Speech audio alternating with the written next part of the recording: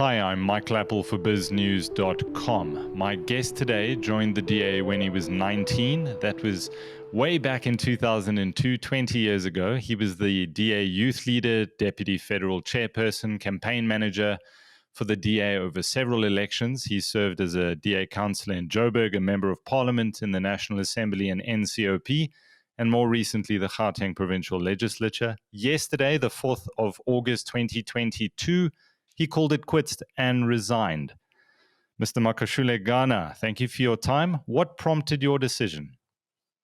Thanks very much, Michael, and thanks for inviting me. It's an honor, it's a privilege to be part of Biz News. There were internal factors and also external factors. Externally, more the state of the country, seeing what's happening in South Africa, how people are losing the trust in the democratic process, how quickly the South African ship is sinking, and the need to create an alternative and a different way of doing politics in South Africa. So those were the external factors. Internally, it was a sense that I was having, something that I've been having for some time, in terms of the DA itself losing the drive, the ambition, the appetite, and the desire to grow, to broaden its support base, and this kind of come after a bit of call it a slight turbulence in 2019, and I felt that the DA was losing its appetite to broaden its support base and to grow and be a bigger majority in South African politics, and that prompted me to reflect on my role in the DA, but my role in society generally. And that's when I decided that I believe the time is right to leave the DA and be part of joining the new voices that are emerging in society to say, no, it's time to build a new alternative to the political parties that exist in South Africa. Now, I suppose we should call a spade here. When you say broaden their support base, you could only be referring to Black South Africans. Do you believe the DA no longer appeals to Black South Africans and they have no interest in appealing to that broad support base? It's not. I will not only say it's Black South Africans. I think it's how you become an inclusive organization, taking a lot of people along. Obviously, the majority in South Africa are Black South Africans, and there was call it after the 2019 elections. A loss of that ambition, as I call it, a loss of that ambition, a lot of desire. There was a time that the DA in the lead up to 2019, it was bullish, it was brave to go into new areas, new villages, or the villages in South Africa, to try to broaden its support base. But then after 2019, that ambition was kind of lost because of the little turbulence or little loss of support in the 2019 elections. And that, for me, prompted me to reflect deeply and for a considerable period of time of my role in the DA and in broader society, as I said earlier. So there is that feeling, and I think, to give an example to illustrate my point, if you take the recent by-elections that were held in Nelson Mandela Bay, where the DA did not contest those by-elections in a metro, and it speaks to that loss of desire or loss of appetite that I am referring to as an example. Not that it's the Nelson Mandela Bay elections are the ones that prompted me to leave. It's been considered for a long period of time in my head, and I took a lot of runs and reflection, conversations with myself, and convinced myself that no, I think it's time to be part of building something new. Now, in your public resignation letter, you've referenced the widening trust deficit between Yes. citizens and political parties. What do you think is behind this? I think it's a disappointment in terms of the current political leadership, the promises of democracy not being felt by many people. There are many South Africans that haven't tasted the fruits of our democracy, and the betrayal of people feeling that the current politics have betrayed their hopes, what they thought democracy will achieve for themselves, their communities, their families, and there's a sense of disappointment in a way in what democracy has not achieved in changing the landscape of our societies, in making people feeling safe, in creating opportunities for people to be able to provide for themselves and their families. So this is what has led to, for instance, even in the last local government elections, where less than half of the registered voters turned out to participate in the democratic process. And I feel that more and more people are checking out of the democratic process, and that's something that needs to be, in a way, arrested. That decline in loss of trust needs to be arrested, and we need more people reclaiming their role in the democracy, reclaiming their power as a community, as members of this democracy, because this democracy belongs to the people. It does not belong to the political parties or political players. Yeah, as you say, if over 19 million people decided not to vote, um, you can't blame the ANC for that. Those are people who haven't found a political home anywhere else, including in the organization you were a part of until yesterday. Yes, that's why I did not reference the ANC. I talked about the political organizations, the political culture, and people feeling that they are being left behind. That the only time that they matter, it's either the time of voting, or when there's a protest and there's a destruction of property. That's the only time they get listened to. So the culture of the government of the people, by the people, for the people, seems to have been an empty promise, and that needs to be rediscovered, because that's a promise of our constitution, that this is a government of the people, and the people must have a say on a continuous basis. And that's one of the culture that I believe needs to be changed.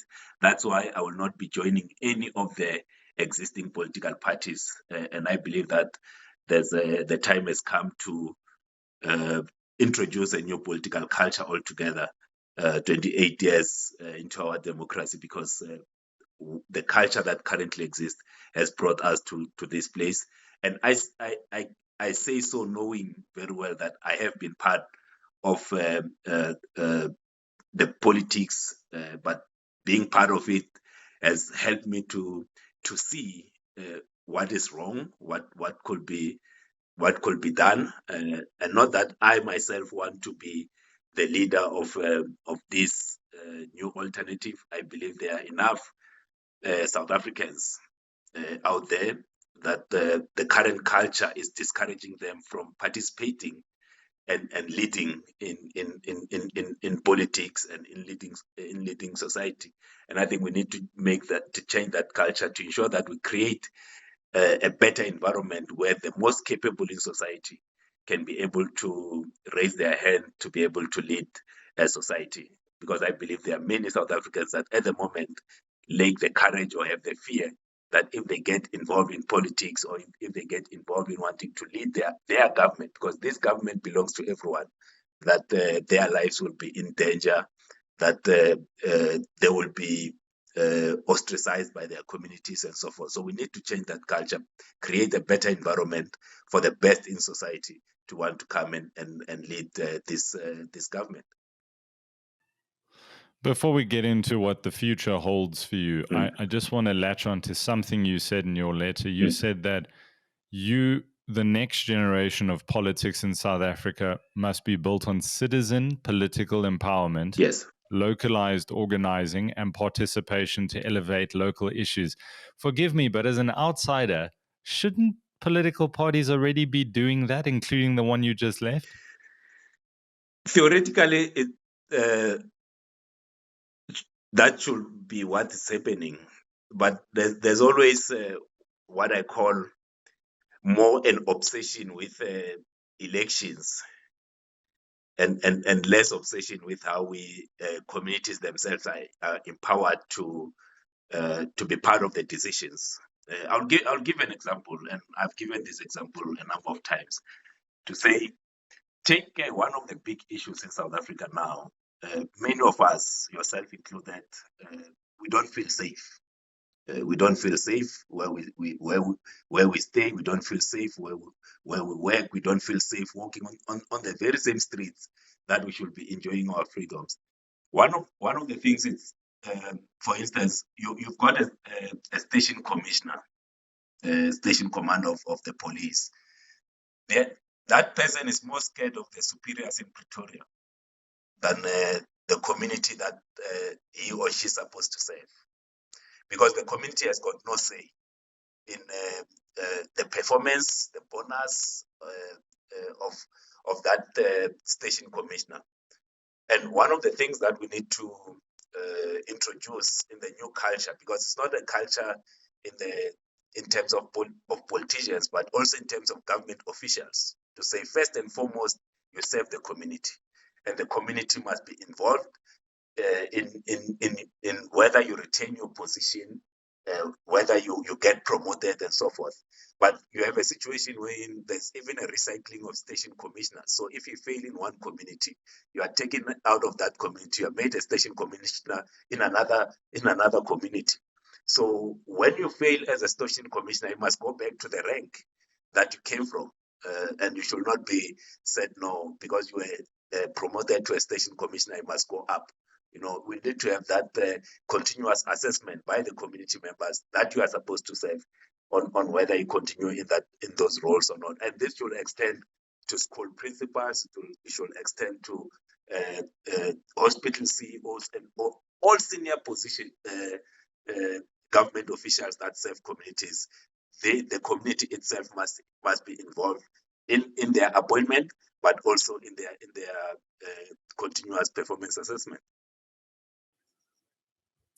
Now, the one person you have referenced in your resignation letter is Mr. Songezo Zibi. He's the chairman of the newly formed Rivonia Circle. I hope to interview him soon.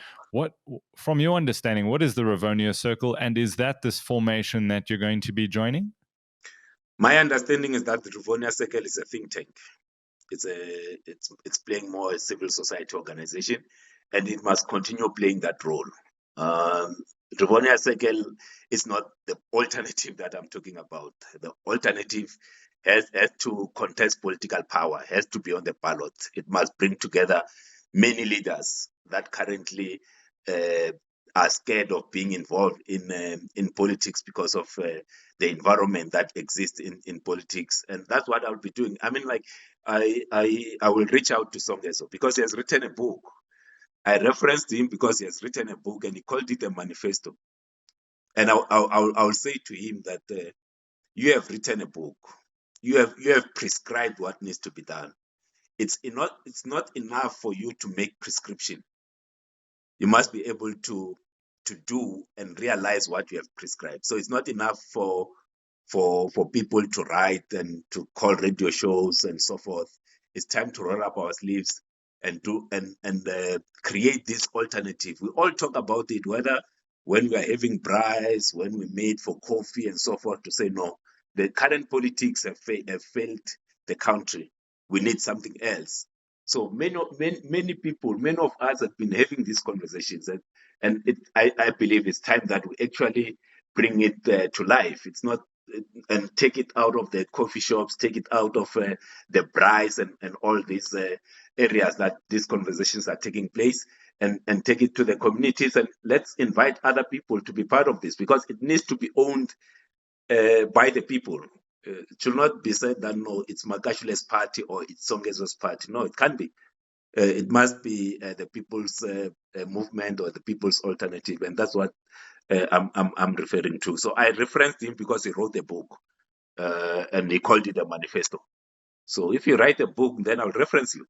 So even you yourself, if you write an article that you advocate that something must be done, I'll reference you, and I'll ask to have coffee with you to say, all right, Michael, you've written an article. You have said this must be done. Are you prepared to do it? Because you can't be the one that says something must be done, but it's not you who must do it. It must be other people. Who are those other people that you say must do it to save this country and rebuild it? If you want to prescribe, then you must be ready to taste the medicine that you are prescribing for others. I'm interested in your thoughts on the Constitutional Court, which ruled that the Electoral Act must be amended to allow for independents to stand in elections. Would you consider this a good thing? It's a good thing for democracy that anyone who wants to stand must be able to contest the elections. I think we should allow for independents to contest in the same way that it happens at the local government level, where independents do stand, contest, others win, others don't win. It should allow that.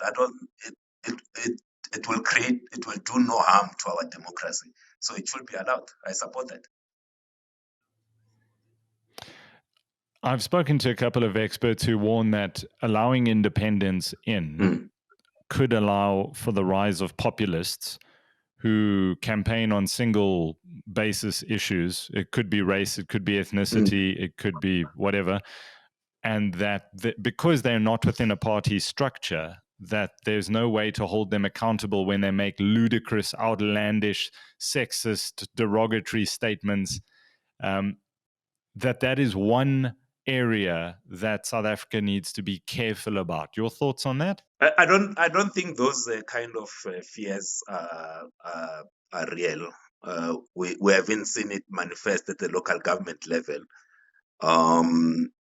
The independents have been at the local government have been allowed to contest for as long as I can remember. In fact, since 1995, you could put your name forward as an independent candidate, and we haven't seen that kind of situations happen in any municipality where single issue, whether it's racial or nationalist, will come and become a dominant force in that municipality. So I've got no fears.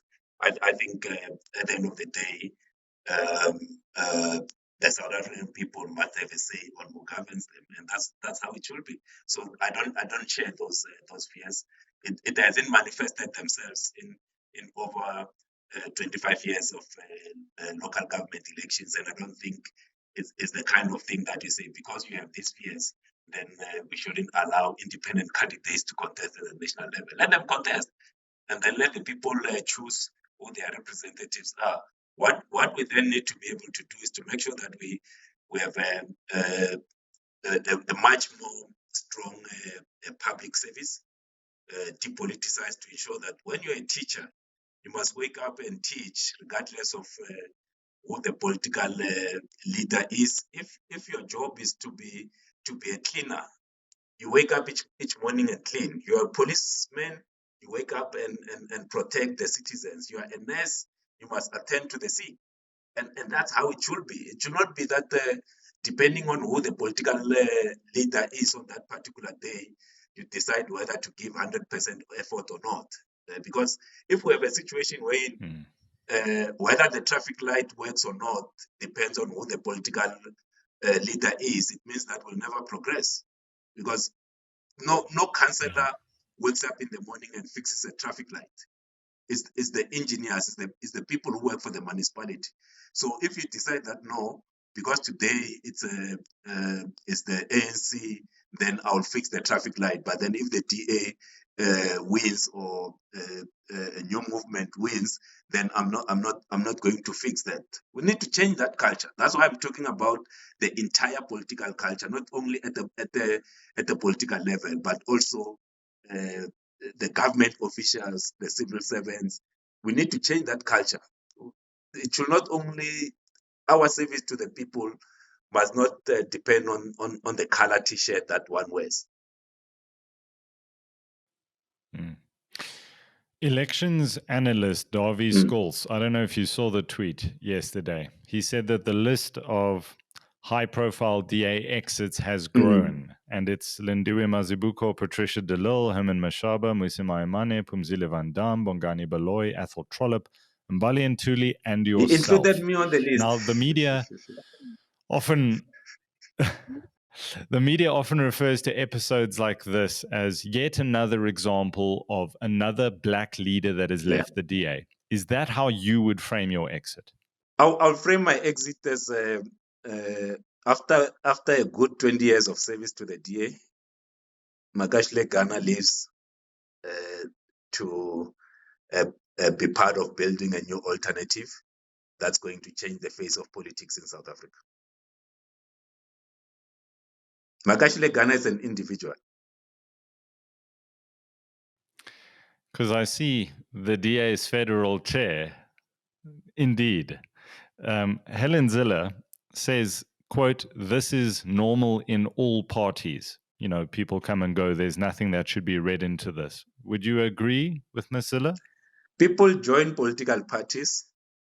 People exit political parties. I have served for 20 years, and I have no regrets for the 20 years that I've served in the DA.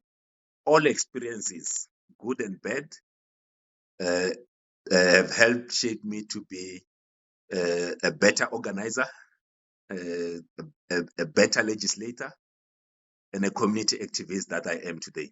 So I have no regrets whatsoever, and it is what it is. There was a time for me to join the DA, which was 2002, and there was a time for me to exit the DA, which was the 4th of August, 2022. 20 years, I think I did my best. And no internal squabbles or fights are going to come out in the media later. You leave on good sound footing. I live on good sound footing. There's no cloud hanging. You know, I looked outside, there's no cloud. It's clear skies. So no one will come and claim that Makashule Gana lived or left the DA because of 1, 2, 3, or maybe someone will write an article and say the real reason Makashule left. The real reason I left the DA is because South Africa is thirsty for a new alternative, and I want to be part of those conversations. If I started having those conversations when one remained a member of the DA, others will have felt that I'm not being loyal to the DA, because when you are talking about a new alternative, you are effectively saying that the DA is not that alternate. It's not that organization. So to be able to do justice to the conversations I need to have, I needed to leave the DA, and I wish them well, and they also wished me well, because I believe I've served the DA to the best of my ability. Lastly, how do you see things panning out in 2024? Everybody's looking into the crystal ball. People are writing the ANC's obituary already. How do you see 2024 going? The new political alternative that I'm speaking about is going to shake South African politics, because it will be the most inclusive political organization. It will change the political culture. It will center the people. It will change how we look at our democracy and how we're able to bring back South Africans into the democratic process. So the big shaker in 2024, it's the new political alternative I'm talking about. Well, you can't call it the NPA, the new political alternative. Is there a name for this structure yet? It will find its name soon enough. I had to take the first step. The first step has been taken. Today is the second step. Before long, it will start running. You must first take the steps. You must first walk. Allow Makashule to walk. Soon enough, he will be running, and then South Africans will come together. Well, I hope to speak to you again soon about your new political alternative. I wish you well, Makashule Gana. Thank you, and Thank thanks you for very your much. time.